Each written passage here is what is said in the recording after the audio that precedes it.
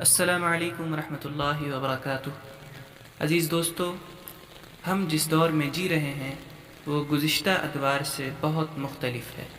ہر چیز ایک جدید پیرہن میں موجود ہے۔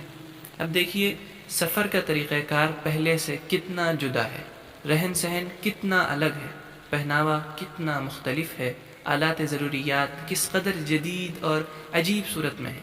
گویا ہر چیز اپنے وجود کو نئے طریقے پر لا چکی ہے اور تبدیل کر چکی ہے۔ اسی تبدیلی کی ایک کڑی تعلیم و تعلم میں تبدیلی ہے۔ ہم سب دیکھتے ہیں کہ اب لوگ کتابیں نہیں پڑھتے۔ کیوں؟ اس لیے کہ اب دیگر ایسی بہت سی مشغولیات میسر ہیں جن میں آدمی اپنے شب و روز بسر کر سکتا ہے۔ اب انسان کو اس سے غرض نہیں کہ وہ مشغلہ اس کے لیے مفید ہے بھی یا نہیں، بلکہ اس کی نظر تو محض تفریح تباہ پر ہوتی ہے۔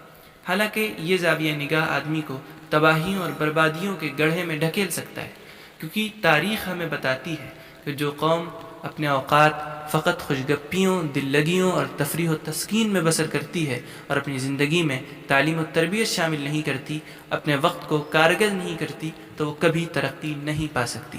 اسی تناظر میں نے ایک ایسے سلسلے کا آغاز کیا ہے جس میں آپ کے سامنے مختلف موضوعات کی، مثلا تاریخی، اسلامی، ادبی، اصلاحی وغیرہ انتہائی نادر و نایاب کتابیں پڑھی جائیں گی جو صرف اردو زبان میں ہوں گی۔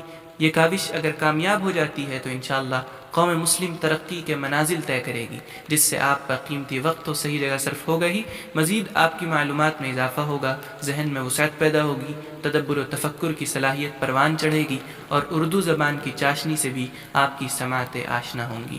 لہذا مجھے پوری امید ہے کہ آپ اس کو نظر انداز نہیں کریں گے اور اپنے 24 گھنٹوں میں سے 10 منٹ ضرور اپنی شخصیت کی ارتقاء کے نام کریں گے۔